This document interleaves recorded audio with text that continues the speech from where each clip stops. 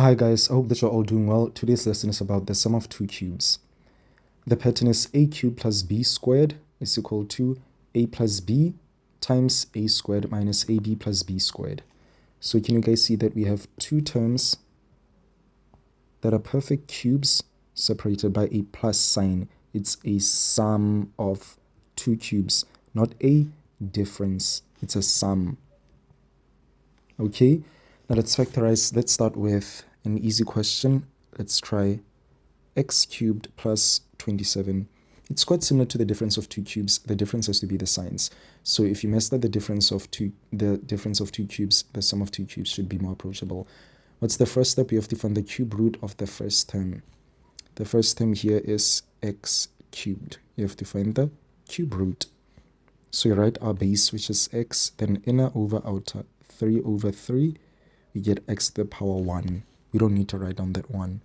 X, second step, keep the same plus sign. It's not a minus sign because we're dealing with the sum of two cubes. We are at this part. Okay, what's the third step? Cube root of the second term. The second term is 27. We have to put it under a cube root. Remember, it's 27 to the power 1. You write our base as it is, to the power 1 over 3. 27 to the power 1 over 3 should give you a positive 3. So you should have an x plus 3 in the first term. What do we do in the second bracket? Square the first term of the first bracket. Okay, in the first term we have x. So it should be x times x, which is x squared. Open a bracket, you have x squared. For the middle term, multiply two terms from the first bracket, change your sign to negative, not positive, because we have a negative here. Multiply the two terms from the first bracket. This is x times 3. X times 3 is 3x. However, we have to change the sign to negative, so it should be a negative 3x. Can you guys see the difference between the sum and difference of two cubes? Negative 3x. What's the last step? Square the second term of the small bracket. Well, let's see the first bracket. I changed it from the small to first so that it's less confusing. Square the second term of the first bracket. We have 3 as the second term, 3 times 3, which is equal to 9. So we should have a positive 9. And as I said, it's always positive. So our answer should be x plus 3 times x squared minus 3x plus 9. Let's try the second example. Let's try 8x cubed plus 1. What's the first step? Find the cube root of the first term. You have 8x cubed. You need to find the cube root. You know that we always start with the coefficient. If it's not 1, so this should be 8 to the power 1. Inner over outer. So it's 1 over 3. Let's do the same thing with the variable. You have x cubed, 3 over 3. X to the power 1 over 3 should give you a 2. X to the power 3 over 3 should give you an x. So in the first bracket, you should have 2x. What's the second step? Keep the same plus sign. So we should have a plus here. Third step, cube root of the second term. Second term is 1. We need to find the cube root. This is 1 to the power 1. So it's 1 to the power 1 over 3, which is 1. So in the first bracket, you should have 2x plus 1. Let me erase this. However, you need to show the steps in your book so that you memorize this. Let's move to the second bracket. Square the first term of the first bracket. So we have 2x multiplied by itself. 2x times 2x. 2 times 2 is 4. X times x is x squared. So you should have a 4x squared here. What's the middle term? Multiply two terms from the first bracket, change the sign to negative. So this should be 2x times 1. 2x times 1 is 2x. We need to change it to negative 2x. Negative 2x. Last step, square the second term of the first bracket. It's always positive. So this is 1 times 1. As it's the second term, 1 times 1 is 1. Always positive. So your answer is 2x plus 1 times 4x squared minus 2x plus 1.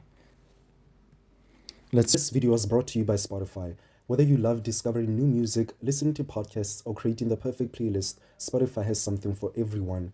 With the free version, you can enjoy millions of songs anytime, anywhere. Want the ultimate experience?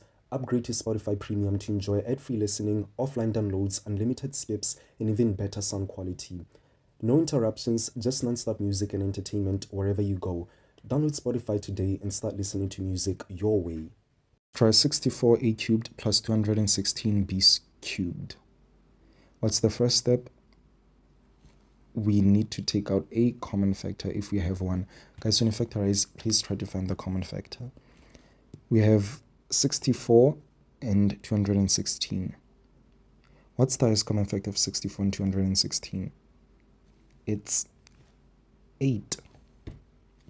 Let's move to the variables.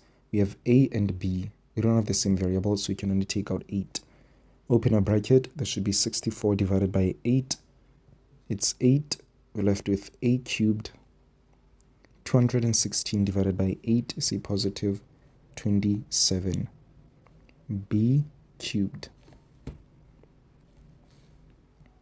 Now what can we do? Can you guys see that in the bracket we have a difference of a sum of two cubes as there's a plus sign?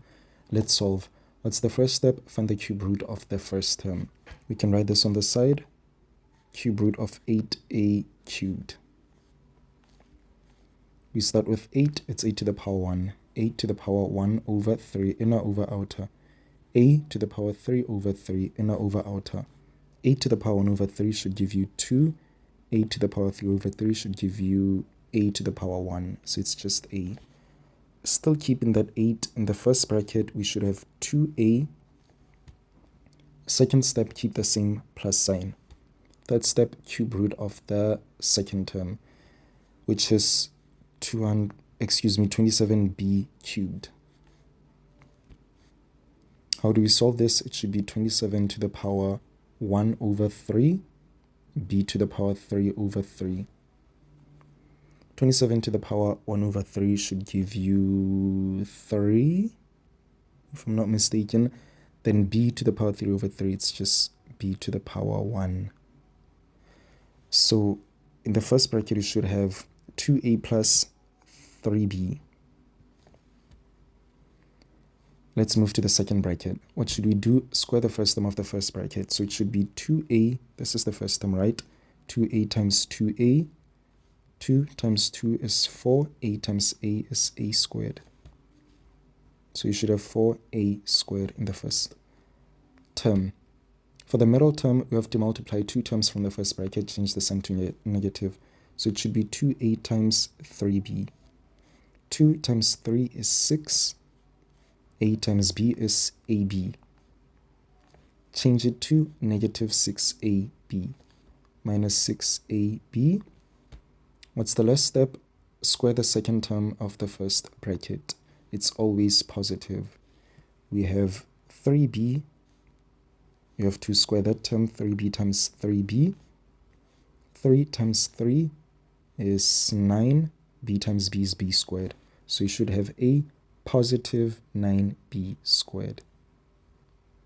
And that is your final answer. You have this 8 that you took out the common factor. You still have it there. Then factorizing what's in the bracket, you should have 2a plus 3b times 4a squared minus 6ab plus 9b squared. Let's move to the fourth example. Let's try number 4. We have x cubed plus 1 over 8. In this case, we have fractional coefficients. Is this a difference of 2 cubes? Let's check. You definitely know that x cubed is a perfect cube. What about 1 over 8? If we put 1 over 8 in a cube root, punch this in your calculator, you should have 1 over 2. So it is a perfect cube. Therefore, we do have a sum of 2 cubes. Now let's solve. What's the first step? Cube root of the first term. Let's open a bracket. Cube root x cubed. At this point, this should be very easy for you guys. X to the power 3 over 3, it's just x. You write our x here. Second step, keep the same sign, so it should be plus. Third step, cube root of the second term. 1 over 8. Let's put this 1 over 8 in a bracket, then have our 1 outside the bracket. So you write our base as it is. You have 1 over 8 to the power 1 over 3. Okay, so to the power 1 over 3, you should get a 1 over 2 when you punch this in a calculator. Okay, so in the second term, we should have 1 over 2. So when you see a fraction, don't panic and think that you require a lot of steps. You still follow the same steps that you've been using. In the second bracket, what's the first step? Square the first term of the first bracket. So it should be this term that we have to square, x times x. We should have x squared. So it's x squared. Middle term, multiply two terms from the first bracket, change the sign to negative. Okay, so we have to multiply x with 1 over 2. This should be 1 over 2x. We need to change the sign to a negative 1 over 2x. So you have a negative 1 over 2x here. Lastly, square the second term of the first bracket. It's always positive. What's the second term? This one, 1 over 2. So it should be 1 over 2 times 1 over 2. 1 over 2 times 1 over 2 should give you 1 over 4. Because it's 1 times 1, 2 times 2, which is 4. But you can just punch that in a calculator. So we should have a plus 1 over 4 here. And that is your answer. Can you see that it's as straightforward as if you had a whole number as your second term? Now let's do the last example. Let's try x cubed y to the power 6 plus 125. Do we have a perfect square? The only way to find out is to find the cube root of the first term and the second term. If you don't have remainders, then we do have perfect cubes. You have a sum of two cubes. Let's start with the first term. We have x cubed y to the power 6. How do we solve this again? Let's start with this space, x, the variable, excuse me. So it's x to the power 3 over 3. Then y to the power 6 over 3. Y to the power 6 over 3. This should be x to the power 1, then y to the power 6 over 3, which is y squared. So this is the first term. You write it as it is, xy squared. Second term, keep the same plus sign. Excuse me, second step, we keep the same plus sign. What's the third step? We find the cube root of the second term. We have 125. So it should be under your cube root, 125 to the power 1, right? So it should be 125 to the power 1 over 3. 125 to the power 1 over 3 should give you a 5. So you should have a 5 there. We're done with the first bracket. Let's move to the second one. What's the first step? Square the second term of the first bracket. So we have to square xy cubed. Multiply it by itself, xy cubed. Xy cubed, excuse me, xy squared plus xy squared. Yes. So this should be x times x, which is x squared. Y squared times y squared should be y to the power 4. So you should have x squared y to the power 4. For the middle term, you have to multiply two terms from the first bracket and change the sign to negative. So we should have xy squared times 5, which is 5xy squared. However, we need to change the sign to a negative 5xy squared. You write this here, negative 5xy squared. What's the last step? Square the second term of the first bracket. So you have to multiply 5 with itself. 5 times 5, which is 25. So positive 25. It's always positive.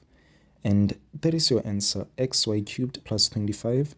In your second bracket, you have x squared y to the power 4 minus 5xy squared plus 25. Guys, so in dealing with factorization, you need to be open-minded. You won't always know which factorization method you need to use. So I'd always recommend that you try finding the common factor. If it doesn't work, try to remember all the factorization methods. You guys know the common factor, common bracket, difference of two squares, trinomials, grouping, sum of cubes, as well as the difference of two cubes. We'll also do some questions after this video. I think 2 more examples. so that you can master factorization. This is a very approachable topic. You just need to consistently practice it. And so does the laws of exponents. Thank you guys for watching. Please like and subscribe. I'll see you in the next video.